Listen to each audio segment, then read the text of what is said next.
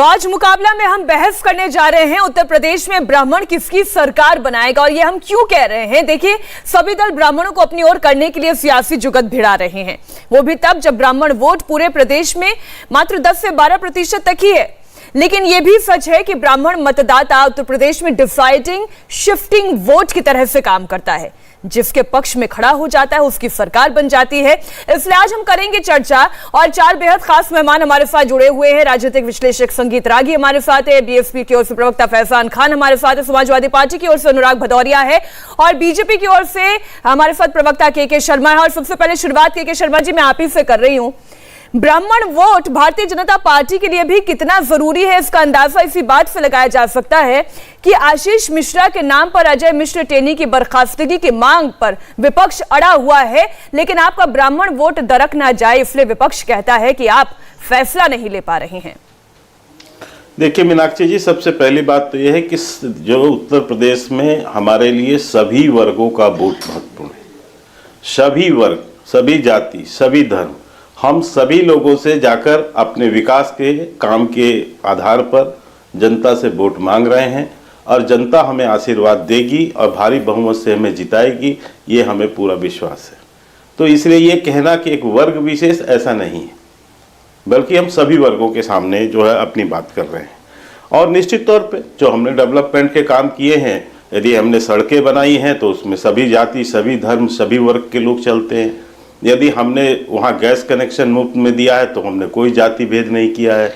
यदि हमने वहाँ पर लोगों को है शौचालय बनाए हैं तो सभी घरों के अंदर बनाए हैं, सभी समाज, सभी जाति, सभी वर्ग के घरों में बने हैं। यदि हमने वहाँ पर गरीबों को मकान दिया है, 42 लाख लोगों को यदि मकान दिया है तो निश्चित तौर में उसमें सभी वर्ग के लाभार्थी हैं। तो कहीं पर भी ऐसा नहीं है। आज यदि हम वहाँ निःशुल्क अन्न योजना चला रहे हैं तो उसमें भी सभी वर्ग के लोग लाभार्थी हैं। तो इसलिए ये कोई एक वर्ग विशेष का विषय नहीं है। सभी जाति, सभी धर्म, सभी जो है वर्ग के लोग जो हैं, और इसीलिए हमारा एक नारा भी है प्रमुखता से, जो आज से नहीं, हम निरंतर उस पर 2014 से कहते आ रहे हैं कि सबका साथ, सबका विकास और सबका विश्वास और सबका प्रयास, इसके आधार पर हम भारत को जो है नई ऊंचाइयों पर पहुंचाना चाहते हैं। हम वहाँ नई ऊंचाइयों पर मैंने आपकी बात समझ ली के शर्मा जी, आप सबका साथ सबका विकास की बात करें, और मेरे पहले सवाल पर तो आपने जवाब नहीं दिया, इसलिए मैं अब दूसरा सवाल आपसे पूछती हूँ, इसका जवाब दीजिएगा। अभी हाल ही के दिनों में भारतीय जनता पार्टी ने जो ब्राह्मणों का एक सम्मेलन भी किया, एक मीटिंग भी की कि क्या ब्राह्मणों के बीच में एक ऐसा परसेप्शन बन गया है कि सरकार से वो थोड़ी सी नाराज नजर आ रही है। तो सूत्र बताते हैं कि यह परसेप्शन ब्राह्मणों में था, उत्तर प्रदेश के ब्राह्मण कुछ सरकार से नाराज नजर आते हैं। ऐसा है मीनाक्षी जी, ये एक अपना सोचने का एक नजरिया है। मुझे आश्चर्य, आप कह रहे हैं ब्राह्मण का सम्मेलन किया, उसमें जो भी लोग आए वो सब हमारी पार्टी के नेता हैं और प्रमुख नेता हैं, कोई ऐसे वैसे नेता नहीं है। नहीं, ब्राह्मणों की नाराजगी दूर करने के लिए सम्मेलन किया, वो सम्मेलन नहीं है। पहले तो इसको थोड़ा मीनाक्षी जी क्लियर कर लेना चाहिए। वो पार्टी नेताओं की बैठक है, मीटिंग थी, वो पार्टी नेताओं की बैठक है। तो इस ढंग से तो बैठ के तमाम वर्ग विशेष के साथ होती हैं, इसमें कौन सा है? उसमें कोई अलग से हमने कोई ब्राह्मण लीडर आमंत्रित किए थे क्या? हमने तो, वो तो हमारी ही पार्टी के सारे नेता उसमें हैं। तो उनके बीच में चुनाव की जो है विषय पे चर्चा करना, हम चर्चा भी ना करें। हम अपने जो है, जो हमारे अनुसूचित वर्ग से आते हैं, क्या हम उन लीडरों से चर्चा ना करें कि यहाँ हम चर्चा कर रहे हैं? उधर समाजवादी पार्टी राम लला के भी दर्शन कर रही है और परशुराम का नाम भी ले रही है। नहीं, ये तो देखिए समाजवादी पार्टी की स्थिति इसलिए है, उसका मैं कारण बता देता हूं कि जो राम भक्तों के विरोधी थे, जो राम भक्तों के हत्यारे थे, आज वो परशुराम के सहारे हैं, क्योंकि उनको लग रहा है ये वही लोग हैं ना, ये वही सपा पार्टी है जो निहत्थे सेवकों की, राम भक्तों की जिन्होंने हत्या की। आज उनको लग रहा है कि हम प्रायश्चित कैसे करें। तो अच्छी बात है, मुझे तो प्रसन्नता है कि कम से कम ये जो जिन्नावादी लोग हैं, ये अब उस भारतीय संस्कृति के पक्ष में तो आए। ये तो मैं कहता हूं हमारी राजनीतिक जीत नहीं, ये हमारी विचारधारा की जीत है। मीनाक्षी जी, मुझे बड़ी प्रसन्नता है कि इस तरह से भगवान परशुराम जी से लेके अन्य देवी देवताओं का भी सम्मान करना सीखे सपा, और कम से कम भगवान राम के हत्यारों की भविष्य में हत्या ना करे।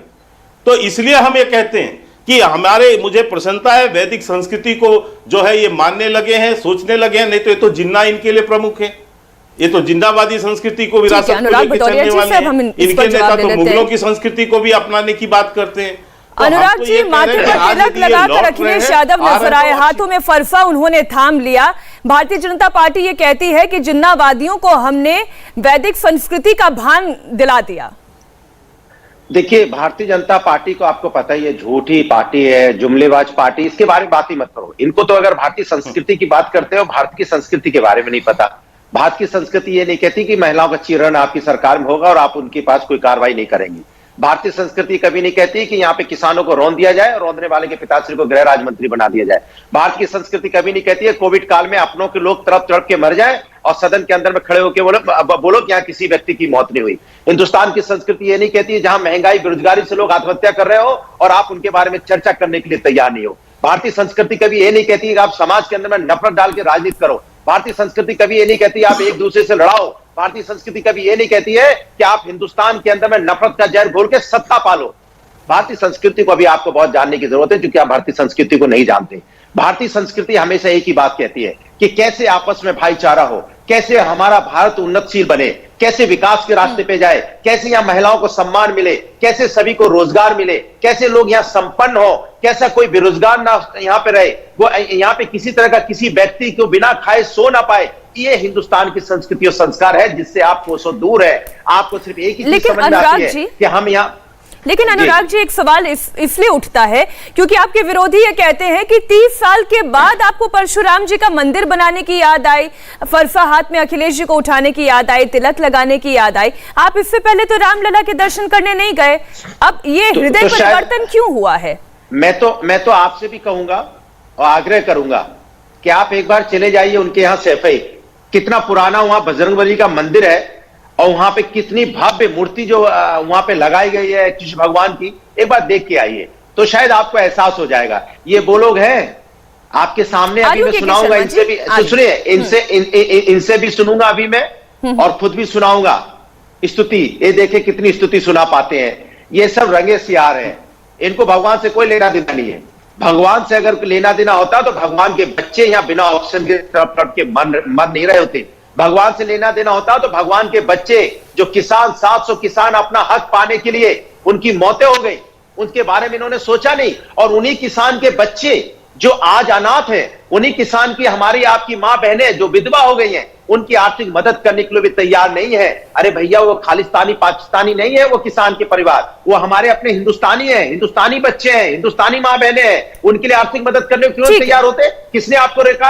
हम समाजवादी की सरकार बनेगी तो उनको 25 लाख रुपए से आर्थिक मदद दी जाएगी। आप बताइए 1 करोड़ रुपए से मदद? अनुराग जी, आपने अपनी बात रख ली। मैं फैजान जी आपके पास आऊं उससे पहले मैं एक टिप्पणी संगीत रागी जी आपसे चाहती हूँ। मैं आ रही हूँ के शर्मा जी, एक एक बार सब लोग मुझे जवाब देने दीजिए। आरोप बहुत देखिए एक करके मैं पहले सबकी टिप्पणियां ले लूं, फिर आपके पास जवाब देना चाहता हूं। पलटवार का पूरा। अच्छा चलिए 10 सेकंड, इससे ज्यादा मैं नहीं दे बस 10 सेकंड दे दीजिए। मैं इतना ही केवल इनको बता दूं, भारतीय संस्कृति पर बड़ा प्रवचन दे रहे थे अनुराग भदौरिया। ये वही सपा है जब मुजफ्फरनगर का दंगा होता है तो उसमें हताहत दोनों पक्ष होते हैं, हिंदू भी होते हैं, मुसलमान भी। लेकिन इनका निर्णय ये होता है कि मुसलमानों को मुआवजा मिलेगा, हिंदुओं को मुआवजा नहीं मिलेगा। ये वही ये जो भारतीय संस्कृति सिखा रहे हैं कि जब आतंकवादी 15 आतंकवादियों का केस ये खत्म करने के लिए आतंकवादियों को छुड़ाने गए, जिसको बाद में कोर्ट ने सजा देकर 4 लोगों को मौत की सजा दी और बाकी जो बचे 11 लोगों को उम्र कैद की सजा दी। ये भारतीय संस्कृति नहीं सिखाती कि आप गुंडा टैक्स वसूलें। भारतीय संस्कृति ये नहीं सिखाती कि माफियाओं का संरक्षण करें। और अयोध्या का नाम लेने पे भी इनको शर्म आनी चाहिए, क्योंकि इन्होंने रामलीला, जो पुरातन रामलीला चल रही थी, ये कह के बंद करा दिया था कि हमारे पास पैसा नहीं है अयोध्या में। आज तक अयोध्या नहीं, ये वो लोग हैं, ये क्या बात करेंगे भारतीय संस्कृति? ठीक है अनुराग जी, आपने भी अपनी बात रख ली, के शर्मा जी आपने भी अपनी बात रख ली। देखिए अनुराग जी ने एक बात कही, संगीत रागी जी, मैं उस पर आपकी टिप्पणी चाहती हूँ। ज्यादा नहीं, 1 सेकंड दे दीजिए। अरे सर 1 सेकंड हो गया, एक्सपोज कर दूं, 1 सेकंड में एक्सपोज हो जाएंगे। मैं इनसे पूछ रहा हूँ, चलो शिव तांडव सुना दीजिए। चलिए आप। अरे शिव तांडव स्तोत्र सुनाने का मंच नहीं है, सुनाना पड़ेगा ना। नहीं ये शिव तांडव स्तोत्र सुनाने का मंच नहीं है। नहीं ये शिव तांडव स्तोत्र सुनाने का मंच नहीं है। ये हम फिर कभी तसल्ली से बैठेंगे। किसके बारे में? अच्छा, अनुराग जी कभी तसल्ली से हम लोग इस शो के अलावा बैठेंगे तब सुना जाएगा। चलिए, अरे सुनिए, ये सब रंगे सियार है, इनको ना माँ दुर्गा का स्रोत याद है, ना उनकी आरती याद है, ना सिर्फ तांडव याद होगा, ना रामचरितमानस, इनको गीता के बारे में मालूम है, क्या मालूम है इनको? खाली बैठ के सत्ता पाने के लिए जाति धर्म की संगीत बात रागी करते हैं। जी, ये प्रभु राम की बात करेंगे, जिनके ठीक है, संगीत रागी जी, ये प्रभु राम के बारे में बात करेंगे। अनुराग जी शांत भी हो जाए, धारा प्रवाह बोलते चले जा रहे हैं। नहीं, एक सेकंड और लूंगा उससे ज्यादा। संगीत रागी जी, मेरा सवाल तो ये है कि ये जो अनुराग जी का ऑडियो थोड़ा सा डाउन कर दे, वरना मैं सवाल ही नहीं पूछ पाऊंगी, बड़ा मुश्किल हो जाता है, कभी कभी ऐसी परिस्थिति बन जाती है। संगीत जी, अब मुझे एक बात बताएं, ये पार्टियों का विचार, ये पार्टियों की रणनीति, आप भी ये समझते हैं कि काल और परिस्थिति के अनुरूप बनती रहती है और बदलती भी रहती है, तो ऐसी क्या परिस्थिति आन पड़ी है कि जो बीजेपी का कोर वोट बैंक है, ब्राह्मण वोट बैंक, उस पर अब समाजवादी पार्टी की नजर आ गई है? क्या बीजेपी इस मामले में कहीं कमजोर हुई है, इसलिए जगह दिखाई दे रही है समाजवादी पार्टी को, या फिर समाजवादी पार्टी अब ये जानती है कि हिंदू हृदय सम्राट अगर बनना है तो राम और परशुराम दोनों का नाम लेना होगा? नहीं, देखिए, समाजवादी पार्टी जो है वो बहुत चालाकी से अपनी राजनीति कर रही है। उसको पता है कि उत्तर प्रदेश की राजनीति में मुसलमान इस बार हमारे साथ खड़े होंगे, या तो मुसलमान बीएसपी के साथ खड़े होते हैं या मुसलमान समाजवादी पार्टी के साथ खड़े हैं। तो आपको याद होगा कि मध्य प्रदेश में मुसलमानों ने कांग्रेस पार्टी से कहा था कि देखिए, आप हिंदुओं की चिंता कीजिए, मुसलमान तो आपके साथ है ही। अखिलेश को मुझे लगता है ये सलाह दी गई है उनके राजनीतिक सलाहकारों ने और मुसलमानों की तरफ से भी कि देखिए, हिंदू समाज के अंदर आप घुसपैठ कीजिए, हम तो आपके साथ रहेंगे। ये मुस्लिम समाज बहुत चालाकी से अपनी राजनीति को आगे अंजाम दे रहा है। उसको मालूम है कि हम उनके साथ जाएंगे यदि हिंदुओं का हिस्सा जो अभी तक भारतीय जनता पार्टी के पक्ष में एक मुफ्त तौर पर वोट करते आ रहा है, खास करके ब्राह्मण समाज, क्षत्रिय, सवर्ण वर्ण और दलितों का एक बहुत बड़ा वर्ग, यदि एक साथ ये फिर से दोबारा 2017 की तरह आ गए तो 2017 की पुनरावृत्ति होने से कोई नहीं रोक सकता है। और यही कारण है कि अखिलेश यादव ने देखा होगा कि पिछली दफा जब 2017 का चुनाव था तो 57 ब्राह्मण जीत करके आए थे। ब्राह्मण भारतीय जनता पार्टी का एक बहुत बड़ा वोट बैंक है और जानबूझ करके ब्राह्मण और राजपूतों के बीच में विवाद खड़ा करने के लिए इन्होंने एक परसेप्शन बनाना शुरू किया कि ब्राह्मण इनसे नाराज हैं। कोई बात यदि बार बार कहते रहेंगे तो वो विमर्श का हिस्सा बन जाता है। तो ये विमर्श का हिस्सा बनाने में समाजवादी पार्टी कामयाब रही है। आपने कहा कि ये परसेप्शन क्रिएट किया गया है, ये विमर्श को तोड़ने की जरूरत है, ये उनका शगल है।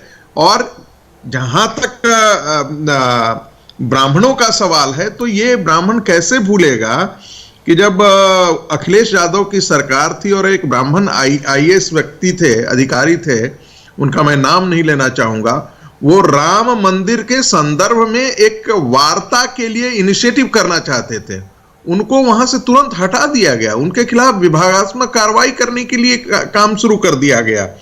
उत्तर प्रदेश में ही है। देखिए, ये बात सब कोई अच्छी तरह जानता है कि मियां मुलायम नाम क्यों पड़ा था उनका, मुलायम सिंह का, क्योंकि वो चाहते थे कि माई कॉम्बिनेशन जो है, मुसलमान और यादव का कॉम्बिनेशन जो है, इस्लामिक और यादवी समाजवाद जो है, वो मिल करके उत्तर प्रदेश की राजनीति को सत्ता के तक ला सकती है। ये गठबंधन नरेंद्र मोदी जी का हिंदुत्व का बड़ा चेहरा ने इस सारी देखिए, जो आपने दो बातें कही, मैं उसी को लेकर मैं आगे जा रही हूं फैजान जी आपके पास। ये जो माई कॉम्बिनेशन है, इस माई कॉम्बिनेशन को तो ध्वस्त करने का काम असदुद्दीन ओवैसी कर ही रहे हैं। वो चाह रहे हैं कि मुस्लिम वोट जो है वो विभाजित हो जाए, उनके पास आ जाए। रही बात ब्राह्मण वोट बैंक की, तो उसके लिए अखिलेश यादव ने आपकी पार्टी में तो तोड़फोड़ करनी शुरू कर दी है। मीनाक्षी जी, आपने देखा होगा उत्तर प्रदेश का चुनाव जैसे ही स्टार्ट होता है, स्टार्टिंग से ही प्रबुद्ध वर्ग सम्मेलन हमारे राष्ट्रीय महासचिव माननीय सतीश मिश्रा जी स्टार्ट करते हैं, तो एक उत्तर प्रदेश में समाजवादी पार्टी और भारतीय जनता पार्टी में एक बहुत सारी होड़ मच जाती है और सब उनकी नकल करना स्टार्ट कर देते हैं। भारतीय जनता पार्टी साफ तौर से दिखा है। 500 से ज्यादा अधिक आपने देखा इनकाउंटर किया गया ब्राह्मणों के साथ, ब्राह्मण समाज को अनदेखी की गई। नहीं, लेकिन फैजान जी मैं थोड़ा सा इस पे राय भिन्न रखती हूँ, इसलिए मैं ये आपसे पूछूं कि ब्राह्मणों का एनकाउंटर होना या अपराधियों का एनकाउंटर होना, इसे थोड़ा सा आप समझिए और दुरुस्त करिए कि ब्राह्मणों का एनकाउंटर होता है या अपराधियों का? दो चीज है मीनाक्षी जी, दो चीज है। मीनाक्षी जी, विकास दुबे का नाम लेके आप एकदम सही कहीं वो माफिया थे, उसमें कोई दूर मत नहीं, लेकिन क्या विकास दुबे की सारी फैमिली उसमें इन्वॉल्व थी, ये सोचने की बात है। खुशबू दुबे, उसकी क्या कसूर थी? उसके तो हाथों की मेहंदी भी अभी नहीं सूखी थी और उसको उन्होंने जेल में भेज दिया। दूसरा, जब किसानों की मौत होती है, माफिया टहनी को यह मानने को तैयार नहीं है, दूरबीन लेके अमित शाह जी ऐसे ऐसे देख रहे हैं, बगल में उनको लेके बैठे हैं। दूसरी चीज मैं कह दूं, समाजवादी पार्टी, अभी राजनीतिक विश्लेषक साहब ने जो कहा उस पर मैं रोशनी डालना चाहूंगा, क्योंकि बाकी के शर्मा जी, अनुराग भदौरिया जी अपने तूतू में लगे रहते हैं, आपका भी समय बर्बाद कर रहे हैं और दर्शकों का भी। राजनीतिक विश्लेषक ने बहुत अच्छी बात कही। देखिए, राजनीति करने के लिए हर कोई बैठा हुआ है। आपने कहा कि वो तेज बन रहे हैं या शुरू बन रहे हैं, बहुजन समाज पार्टी जमीनी स्तर पे काम कर रही है, सर्वजन हिताय सर्वजन सुखाय के तहत काम कर रही है। आप भले सर्वजन हिताय सर्वजन सुखाय की बात करें, लेकिन आपकी पार्टी के लोग ही अगर आपके साथ खड़े नहीं होंगे तो किसको चुनाव में लेकर जाएंगे? समाजवादी पार्टी तो तोड़ रही है। पार्टी के लोग कौन होते हैं? हमारे यहाँ हम सब कार्यकर्ता हैं और हमारी लीडर आदरणीय बहन कुमारी मायावती जी है। समाज कहीं नहीं गया है, समाज आज भी बहुजन समाज पार्टी के साथ खड़ी है। आप वोट परसेंटेज देख लीजिएगा, आप 2022 का रिजल्ट देख लीजिएगा और पहले भी देख लीजिएगा। अगर आप मीनाक्षी जी, मैं 2019 का भी आपको दूं, जिसमें समाजवादी पार्टी या बहुजन समाज पार्टी एक साथ लड़ी थी, उसमें वोट परसेंटेज हमारा ज्यादा था, सीट हमारी ज्यादा थी। तो ऐसी बहुत सी सरकारें बन जाती है, लेकिन सरकार तो बनती सीटों से है ना। जितने एमएलए चुनकर आएंगे वो अपना मुख्यमंत्री चुनेंगे। के शर्मा इस पे रिस्पॉन्स करना चाहते हैं। मीनाक्षी जी, चलिए सीटों पर ही बात कर लें। हमने 10 सीट जीता, ये 5 सीट जीते, तो एमवाई फैक्टर इनका काम किया या सर्वजन हिताय सर्वजन सुखाय हमारा काम किया? लीजिए, चलिए मुझे फिर अनुराग भदौरिया के पास जाना पड़ेगा। आपका तो एमवाई फैक्टर भी काम नहीं कर रहा है, अनुराग भदौरिया। देखिए, सवाल ये, हमारा एमवाई फैक्टर महिला यूथ। अब जिसकी बुद्धि मंद होती है उसके बारे में बात नहीं कर सकता हूँ, जिसको ज्यादा ज्ञान होता है। आप व्यक्तिगत टिप्पणी पे क्यों जाते हैं अनुराग जी? अरे मैं तो मैंने किसी का नाम नहीं लिया, कहां व्यक्तिगत हो गया? मैंने तो किसी का नाम लिया नहीं, कैसे हो गया? नहीं, इस तरीके की बातें देखिए, समझ में आ जाएगा। अरे यार, आप भी समझदार हैं अनुराग जी, और यहाँ जितने पैनलिस्ट बैठे सब समझदार हैं। मैं किसी का, मेरी बात पूरी होने दीजिए। हमने अगर किसी का नाम लिया हो तो आप बोलिए। एमवाई का मतलब बताया, और मंद बुद्धि वाले नहीं समझ पा रहे होंगे कि एमवाई का मतलब होता है महिला यूथ। तो इसमें किसी को अपने ऊपर लेना है तो वो ले सकता है, लेकिन मैंने किसी का नाम नहीं लिया। अच्छा, महिला और मुलायम सिंह तो लीजिए, और समाजवादी पार्टी आप देखिए, अगर आप रैली में जाएंगे, समाजवादियों की रैली में जिस तरह से भीड़ आ रही है, जिस तरह से रैला देखने को आपको मिल रहा है, ये यूथ साफ संदेश दे रहा है कि उत्तर प्रदेश के अंदर आपने तो समीकरण ही बदल दिया अनुराग जी, कमाल है। आज का मुकाबला इतिहास में दर्ज हो गया। अनुराग भदौरिया ने एमवाई का मतलब ही बदल दिया। पास रास्ता सुन तो लीजिए, भारतीय जनता पार्टी इतनी हताश और परेशान है, उन्हें समझ में नहीं आ रहा है कि कुर्सियां कैसे भरे।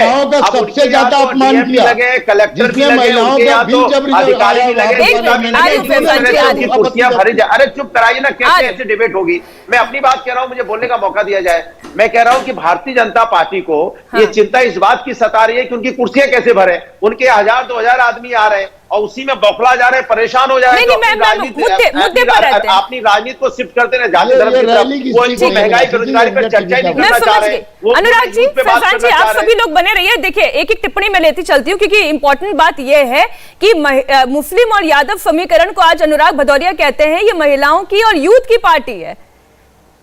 के शर्मा जी, देखिए, शर्मा क्या समझेंगे? आप इससे ही समझ सकते हैं इनकी बौखलाहट कि ना इनको हिंदी समझ आ रही है ना अंग्रेजी समझ आ रही है।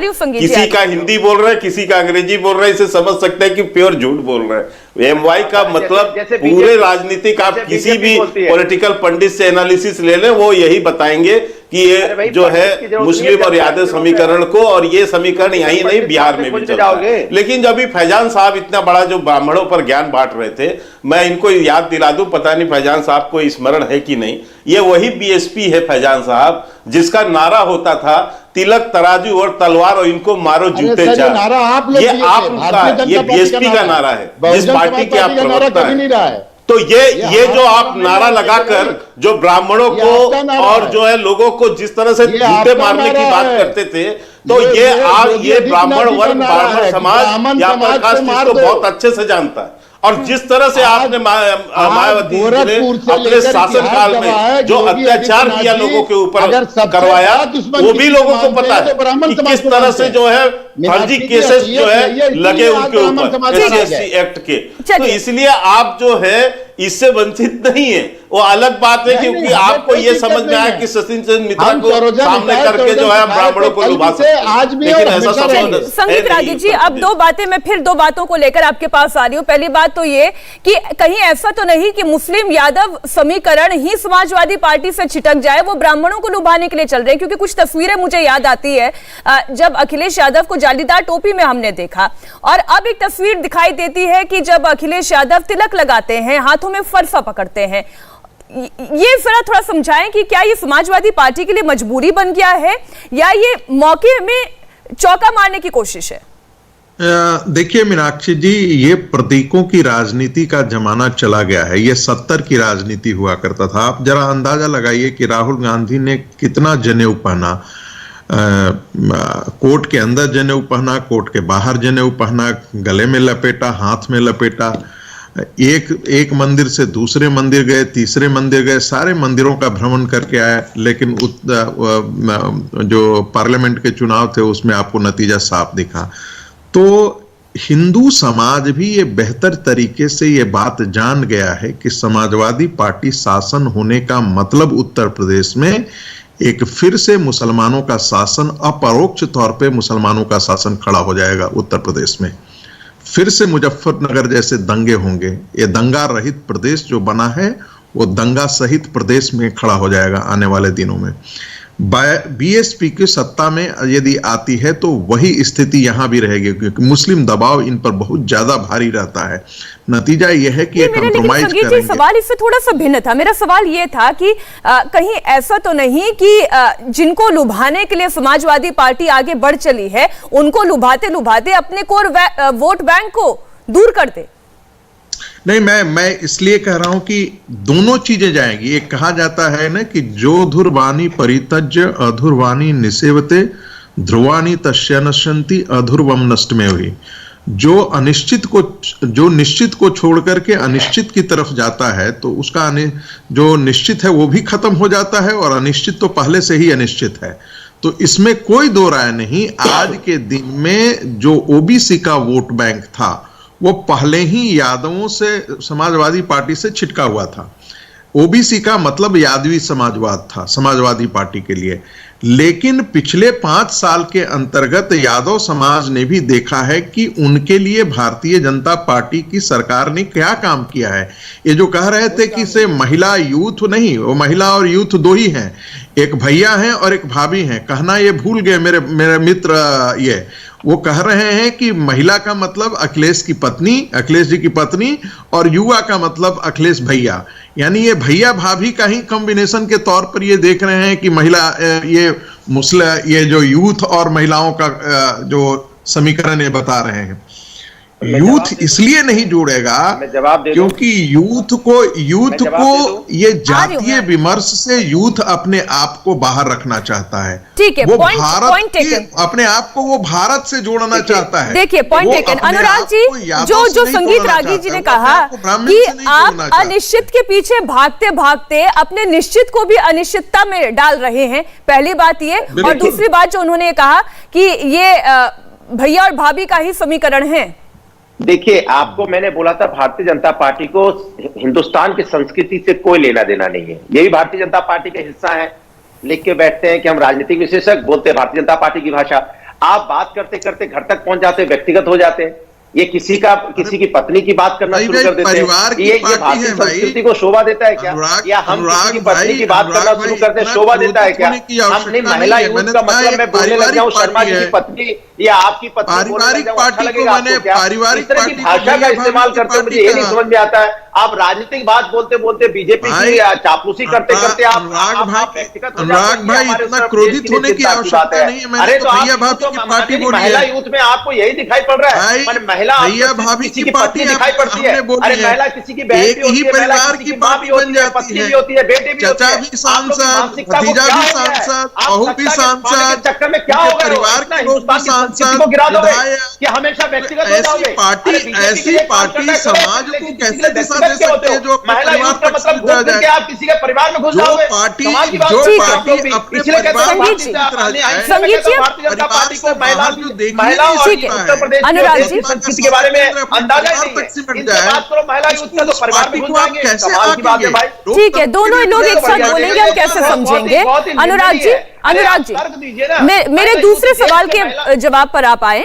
दूसरा सवाल ये भी था कि सुनिए, इन्हें महिला यूथ इसलिए समझ में नहीं आता है क्योंकि देश के अंदर में ये वो पार्टी है जो चीरहरण कर रही है यहाँ पे, वो पार्टी है जो यहाँ बेरोजगारी दे रही है, महिलाओं को भी दे रही है, यूथ में तो महिला भी है और यहाँ पे लड़के भी हैं, लड़के दोनों ही हैं और इतनी बेरोजगारी से बेचारे जूझ रहे हैं, महंगाई से जूझ रहे हैं। हम उनकी बात हो रही है। आपके समय एक मिनट संगीत जी, एक मिनट संगीत जी, देखिए अनुराग जी, मेरा सवाल आपसे कुछ और था, लेकिन ठीक है, आप उस सवाल पे ना जाए। मैं आपसे फिर कहती हूं कि अगर आप मुद्दों की राजनीति करना चाहते हैं तो मैं ये आपसे सवाल पूछती हूं कि अखिलेश यादव को फलसा हाथ में उठाने की जरूरत क्यों आन पड़ती है? अरे वो हम क्यों हाथ में समाजवादी फलसा लोग, उठाते हैं? सुन तो लीजिए, हम समाजवादी लोग हैं। समाजवादी लोग समाज के हर वर्ग, हर जात, हर धर्म का सम्मान करने वाले लोग हैं। हम वो लोग हैं जो समाज के हर वर्ग का सम्मान करते हैं। अगर कोई भी वर्ग अपनी अगर वो वहां मूर्ति लगा रहा है समाजवादी पार्टी के कार्यकर्ता, क्योंकि समाजवादी पार्टी के मुखिया है, तो उनको उसमें अपने कार्यकर्ता और अपने प्रोग्राम, अपने हर वर्ग का सम्मान करना दायित्व होता है। हर जाति धर्म का हमने बोला। हम भारतीय जनता पार्टी थोड़ी है कि यहाँ पे धर्मों में बांट के आपस में लड़ा के राजनीति करो। हम तो वो लोग हैं जो हम तो वो लोग हैं जो हम लोग वाल्मीकि का भी मंदिर बनाते हैं, वाल्मीकि जी के यहाँ भी जाते हैं, फरसा भी उठाते हैं, यहाँ तीर धनुष भी उठाते हैं और बांसुरी भी बजाते हैं। और कहो तो बजा दूं। अगर ऐसा नहीं है कि हम लोग इनमें तो ये मुंह बाए बैठे हैं जो शर्मा जी ऐसे करके मुंह बाहर है। बांसुरी का मतलब नहीं जानते कि बांसुरी क्या होती है? व्यक्तिगत टिप्पणी मैं इसीलिए मैं एक्सपोज करना चाहता हूँ। बांसुरी बजा देंगे? मूर्ख आदमी बैठा हो तो क्या करे? सत्संग में जब मूर्ख बैठ जाते हैं तो ऐसे ही बातें करते हैं। देखिए बार बार जो ये जो संस्कृति और ये सभ्यता और इसकी बात होती है ना, तो मैं तो एक छोटी सी बात कहती हूँ, मैं अनुराग जी एक छोटी सी बात कहती हूँ, संस्कृति और सभ्यता डिबेट में भी अगर हम बनाए रखें तो ये भी हमारी परंपरा को आगे ही बढ़ाएगा। तो ठीक है, थोड़ा सा संयम के साथ हम सभी चर्चा करते हैं। छोटा सा सवाल संगीत जी, छोटा सा सवाल तो मुझे फैजान जी के पास भी जाना है। संस्कृति खराब करने की हम तो बता रहे थे कि संस्कृति का सम्मान होना चाहिए। किसने शुरुआत की? बीजेपी ने शुरुआत की। मीनाक्षी जी, अखिलेश जी राजनीति कर रहे हैं, बहुत अच्छी बात है। भगवान राम के मंदिर का उद्धार हो चुका है।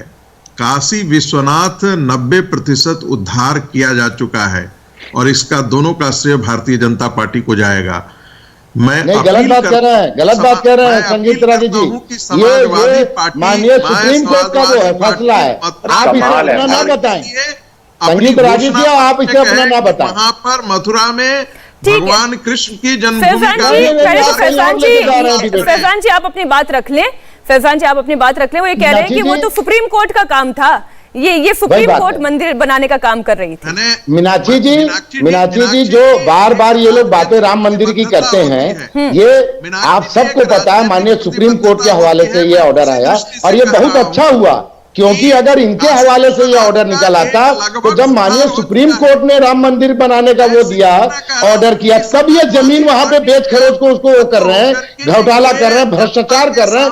भगवान श्री राम के मंदिर बनाने में इनको जब दिया गया तब तो ये उसे पूरा नहीं कर पाए। रागी जी रुकिए ना, सबकी सुनते हैं ना रागी जी, आपको अगर हम अनइंटरप्टेड सुनते हैं तो हम बाकियों को भी सुनते हैं। अच्छा फैजान जी मत बनिए, ठीक है, आप अनुराग भदौरिया जी सब ये मत करें। अच्छा फैजान जी, अब मेरा सवाल आपसे ये है कि आप ये कह रहे हैं कि राम मंदिर के लिए फैसला तो सुप्रीम कोर्ट ने दिया, जो सुप्रीम कोर्ट ने कहा उसके अनुसार अब राम मंदिर का निर्माण हो रहा है। अगर आपकी सरकार बन गई तो मथुरा में भव्य मंदिर निर्माण, भव्य कॉरिडोर निर्माण का काम करेंगे आप लोग? मीनाक्षी जी, अगर वो मैटर भी आपको शायद पता होगा, वो भी माननीय सुप्रीम कोर्ट के पास है, वो भी कोर्ट के पास है। जैसा कोर्ट फैसला देगी, आपको याद होगा जब बहुजन समाज पार्टी का शासनकाल था और हाईकोर्ट का फैसला राम मंदिर पे आया था, हमने ना हिंदू ना मुस्लिम दोनों की भाईचारा बनाते हुए पूरे प्रदेश में एक चिड़िया भी पर नहीं मारी थी। मीनाक्षी जी आप सब गवाह हैं। कोई भी एक भी कानून द्वारा कानून का राज स्थापित किया गया था उस वक्त, आप मंदिर बनाएंगे? घटना नहीं हुई थी। आप मंदिर बनाएंगे? मथुरा में हम मंदिर भी बनाएंगे, मस्जिद भी बनाएंगे, हम हिंदू के साथ भी हैं, मुस्लिम के साथ भी हैं। हम सारे आस्था का सम्मान करते हुए, देश के संविधान को सौप्रिय मानते हुए, कानून के द्वारा कानून का राज स्थापित करते हैं। हमारा झगड़ा ये जो के शर्मा जी, अनुराग भदौरिया जी, मीनाक्षी जी कर रहे हैं, मुसलमान इनको देता है। कौन मुसलमान इनको देता है? अगर मुसलमान इनको वोट करते हैं, आप मुस्लिम तुष्टीकरण करते हैं, ये हिंदू तुष्टीकरण करते हैं। बहुजन समाज पार्टी हिंदू मुस्लिम की आस्था बहुत बड़ा आरोप भारतीय जनता पार्टी पर। एक देश के संविधान के साथ। ठीक है फैजान जी, संगीत जी एक मिनट, के शर्मा जी को जवाब देना होगा। बहुत बड़ा आरोप अभी बहुजन समाज पार्टी के प्रवक्ता ने आप पर लगाया है कि एक तरफ समाजवादी पार्टी मुस्लिम तुष्टीकरण करती है और बीजेपी है वो हिंदू तुष्टीकरण करती है। नहीं, देखिए वो तो फैजान साहब की जो है दिमागिया दिवालीपन का वो जवाब हो सकता है। मैं इतना ही केवल समझा दूं उनको, फैजान साहब को। फैजान साहब, मथुरा का वहां पर उनका मंदिर की दिव्यता और भव्यता को बनाना, ये किसी मस्जिद को तोड़ना नहीं। पहला तो ये रखेंगे। दूसरा ये सम्मान करते हैं, महंगाई पे बात करिए, बेरोजगारी पे बात करिए, नौकरी कब देंगे? दिव्य और भव्य, उससे ज्यादा नौकरी और वहां से इसको दिव्य और भव्य बनाने से उसमें कहीं कोई सुप्रीम कोर्ट का या किसी कोर्ट का कोई रोक नहीं है। ये बात आपको समझना चाहिए। आप यहाँ पर बैठ के बेवजह का भ्रम मत फैलाइए कि सुप्रीम कोर्ट का आदेश, सुप्रीम कोर्ट का आदेश जो है किसी मंदिर को भव्य और दिव्य बनाने या वहां पर्यटन या तीर्थाटन को बढ़ाने में कहीं बाधा नहीं है। और वो काम हम डंके की चोट पे किए हैं और आगे भी करेंगे, और इसमें हम किसी से हमें कोई आपत्ति वो नहीं है। नंबर 1। दूसरा, मैं एक चीज और आपको बता दूं कि आप तो अयोध्या को भी लेकर बड़े संसद रहे हैं। आप तो अयोध्या में आपके नेता जो है वहां तो मंदिर की जगह कुछ और बनाने की बात किया करते थे। थोड़ा इतिहास आपको अपना समझना चाहिए। मुझे लगता है बीएसपी के नए नए आए हैं, आप ही लोग नारा अयोध्या के लिए क्या लगाते थे? आप और सपा यही कहते थे ना, मिले मुलायम काशी राम और हवा में उड़ गए जय श्री राम। तो आप भगवान राम की कितनी या अयोध्या का कितना सम्मान करते थे आप और समाजवादी पार्टी। ये दोनों ही पार्टी की कलई जो है जनता के बीच सामने जो है खुली हुई है। तो ये सब नारे आप लोगों के हैं जिसको ले लेके आप जनता के बीच गए हैं। तो इसलिए आज आपको दर्द है क्योंकि हम मथुरा में भी जो विकास का काम करना चाहते हैं वो कर रहे हैं, चल रहा है वहां पर बकायदा। मथुरा की बात चल ही पड़ी है, तो इसलिए मैं समाजवादी पार्टी की भी राय ले लेती हूं। मात्र मैं करना चाहता हूं राग जी पर, क्योंकि उन्हें एक व्यक्तिगत विषय बोला था। मीनाक्षी जी, जब डिबेट में आपके पास तर्क नहीं होते, तथ्य नहीं होते, तो आप व्यक्तिगत बातें करते हैं। और अनुराग जी, आपको कम से कम इस तरह की बात इसलिए नहीं करनी चाहिए क्योंकि आप पर यदि व्यक्तिगत टिप्पणी कर दिया जाए तो पता नहीं कितने आपकी बहुरूपिया जी नकाब उतर जाएंगे। ठीक है, अब अनुराग जी मुझे बताएं, देखिए मथुरा का जिक्र चल ही पड़ा है, तो आप भी जरा इस बात का लगे हाथ जवाब दे दें। यदि आप लोगों की सरकार बन जाती है तो मथुरा में भव्यता लेकर आएंगे मंदिर में? देखिए, आपने अभी देखा कि बीजेपी के और बीएसपी के प्रवक्ता आपस में तू मैं कर रहे थे और बार बार नाम क्या ले रहे थे? हम अनुराग भदौरिया जी की तरह हैं, हम अनुराग भदौरिया जी की तरह नहीं है, और दोनों तू मैं लगे पड़े थे 5 मिनट से। ये है असली चेहरा दोनों पार्टी का। हम तो अनुराग भदौरिया से बड़े हैं। अरे आपकी बात नहीं कर रहा हूं मैं, आप दूसरी बात सुन लीजिए। जहां तक समाजवादी जी बौखलाहट बहुत ज्यादा हो गई है। अरे सुन तो लीजिए, मैंने कुछ बोला ही नहीं अभी। बौखलाहट बहुत हो गई है आपको। अब आप लोग आपकी बौखलाहट आपकी पार्टी की जो है स्थिति दर्शा रही है। अच्छा सुनिए ना, आप लोग मुस्कुराते हुए बहुत अच्छे लगते हैं, बस डिबेट भी ऐसे ही किया करिए। मैं तो इतना ही निवेदन करूंगी। अनुराग जी अपनी बात रखें। देखिए, समाजवादी आपके पास सुनिए, समाजवादी लोग सामाजिक न्याय की बात करते हैं, देश के संविधान और न्यायपालिका और कानून का सम्मान करने वाले लोग हैं। हम भारतीय जनता पार्टी की तरह नहीं है जो कानून को रौंदेगा और उसको हम बचाते घूमेंगे और उसके पिताश्री को देश का गृह राज्य मंत्री बना देंगे। ये भारतीय जनता पार्टी ही कर सकती है। भारतीय जनता पार्टी ही कर सकती है कि ऐसे आदमी को गृह राज्य मंत्री, सुन तो लीजिए, ऐसे आदमी को गृह राज्य मंत्री बना देंगे जिसके बेटे पे रौंदने का, माने हत्या का आरोप हो। सोचो, चार्जशीट भी हो गई है और वो एक कहते हुए वीडियो है बाकायदा कि हम 2 मिनट में सबको ठीक कर देते हैं। और ऐसे 2 मिनट में ठीक करने वाले आदमी को आप देश का गृह राज्य मंत्री बना देते हैं, तो आप तो कानून का कितना सम्मान और संविधान का करते हैं ये सबको पता है। हम समाजवादी लोग, बकरी कानून चोरों और को भी संविधान तो का आपने सम्मान फिर करने वाले बनवा लोग लिया था हैं। मंत्री। हम हिंदुस्तान को आगे ले जाने की बात बकरी करते हैं, चोर को भी तो बना लिया है धोखे में मंत्री, रहने की बनाया बात था नहीं अपने करते हैं। समय में। हिंदुस्तान को जोड़ने की बात करते हैं, लोगों तोड़ने की बात जमीन करते हड़पने नहीं वाले करते। को भी तो समाज मंत्री जोड़ने बनाए की हुए बात थे करते हैं, आप। समाज को आगे ले जाने की आपने बात तो करते हैं, बाहुबलियों समाज को के अपनी हर पार्टी में वर्ग, जगह जाति, देके सम्मान करते उनका हुए संरक्षण कैसे कर रहे थे, हिंदुस्तान उनकी आगे बढ़े, धन और संपत्ति कैसे का, हिंदुस्तान अपने पैरों अवैध पे खड़ा हो, संपत्ति का। कैसे हिंदुस्तान देश में ये सारे वर्ल्ड में माफियाओं को नंबर कौन वन संरक्षण पे दे रहा था वहां पर? आपकी तरह नहीं है कि विश्व गुरु बनाने चले थे कि विश्व क्यों गुरु नहीं? बनाएंगे और आपने सबको नहीं दिया है क्या? अनुराग जी, आपने बाहुबलियों को टिकट नहीं मेरे दिया? सवाल का जवाब ऐसे तो रह थोड़ा गया। समाजवादी पार्टी गुंडों की पार्टी कहलाती है। अनुराग जी, मैं फिर से पूछ रही हूँ, मैं फिर से एक प्रयास करती हूँ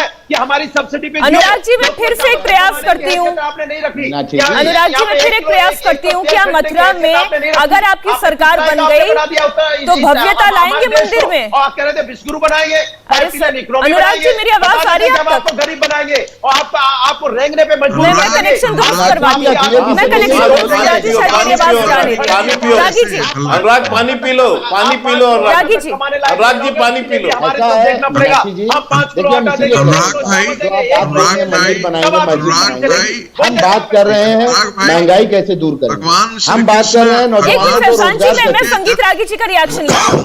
हाँ, अनुराग भाई, मैं आपसे बार बार मीनाक्षी जी पूछ रही हैं कि भगवान कृष्ण के जन्म स्थान पर जो मुस्लिम समाज के द्वारा कब्जा किया हुआ है और वहाँ ईदगाह बनाई गई है, ये उसको गलत बात हटा है करके मीनाक्षी जी, प्लीज वहाँ पर प्लीज हमने- मीनाक्षी जी, दिस इज रॉन्ग स्टेटमेंट। मैंने Please, this is देखिए wrong अनुराग statement. जी, ये नहीं देंगे। मीनाक्षी जी, रॉन्ग स्टेटमेंट है, इस पे डिबेट में होगा कि कब्जा किया हुआ है, गलत शब्द का प्रयोग ना करें संगीत रागी जी। एक मिनट गलत शब्द का संगीत प्रयोग ना रागी जी, आप करें। भी एक मिनट फैजान जी, आप भी एक मिनट रुक जाए, मैं हूं ना यहाँ पे खंडन करने के लिए। करने वाली समाजवादी पार्टी है। बात अनुराग मीनाक्षी जी, जी, आप ही बात करें। हाँ, अब मैं एक बात कह रही हूँ, ये मसला सुप्रीम कोर्ट में है, ठीक है? जी। 1968 में ये मामला गया सुप्रीम कोर्ट में, निपटारन जी। हुआ, वो अरे समझ में नहीं आया, छोड़िए, फिर आप से बताइए, सुप्रीम महंगाई कोर्ट में गया, ये मामला बेरोजगारी सुप्रीम कोर्ट में पहली बात लेकिन चूंकि बार बार अखिलेश यादव कितने राम भक्त हैं या कितने परशुराम भक्त हैं या वो हिंदुओं के साथ खड़े हैं या नहीं खड़े हैं, इसका लिटमस टेस्ट होता है ना बार बार। सवाल देखिए, विरोधी आपसे पूछते हैं तो आप भी खुले दिल से जवाब दीजिए ना कि हाँ, अगर हमने हमारी तो दे सरकार दिया। बनी तो भव्यता से मंदिर बनाएंगे। हमारी सरकार बनी और जो सुप्रीम कोर्ट का आदेश होगा उसका पालन किया जाएगा। ठीक है, समाजवादी पार्टी का सुप्रीम स्टैंड कोर्ट का क्या अनुराग जी, इशू है? खुले दिल से सुप्रीम बोलिए, कोर्ट का जो क्या है इशू है नहीं है इसमें? तो नहीं है, बोल दीजिए, कोई दिक्कत नहीं है। अरे नहीं, आप तो सुप्रीम कोर्ट का कोई इशू ही मामला नहीं ही है। नहीं बनता है। बेरोजगारी तो आपके कान में नहीं जा रही है। समस्या तो ये है। नहीं नहीं क्या नहीं, क्या बोला आपने? नहीं, मैं सच में नहीं सुन रहा, बोलिए। यहाँ पे बनवा रहे हैं, बोलो, आप एक बोलना नहीं मिनट, चाहते। बनवा दो कोविड भाई। काल में लोग यहाँ बिना ऑक्सीजन के अनुराग तरफ से जी। मर गए, उनके अरे बारे में आप भाई। बोलना नहीं चाहते। मैं कह रहा हूँ अरे कि यहाँ पे कुछ- चिरन हो अरे रहा है, आप भाई, बोलना नहीं अनुराग चाहते। जी, घुमा अनुराग फिरा के जी। उधर ले जा रहे हो, उधर ले जा रहे हो, आप भी तो नहीं अरे चाहते। अनुराग जी, हिंदुस्तान ये सही तरह से बनवा दो ना। यही जो है बड़ी आप खुद ही हैरानी नहीं होती चाहते। है, जो भी सवाल पूछा जाता है कभी उस पर सीधा जवाब नहीं आता है। ये बात बिल्कुल सही है कि मुद्दा विकास का होना चाहिए, मुद्दा शिक्षा का होना चाहिए, मुद्दा रोजगार का होना चाहिए, स्वास्थ्य का होना चाहिए, कोरोना का होना चाहिए, लेकिन उसके बावजूद अगर कोई तिलक लगा ले, हाथों में फरसा ले ले या कोई राम नाम का उद्घोष कर ले तो सवाल तो पूछना पड़ेगा, क्या ब्राह्मण वोट है जरूरी? आज मुकाबला में बस इतना ही। इंडिया टीवी हर वक्त हर जगह डाउनलोड करने के लिए सर्च करें India TV news Google play store या ऐप स्टोर पर।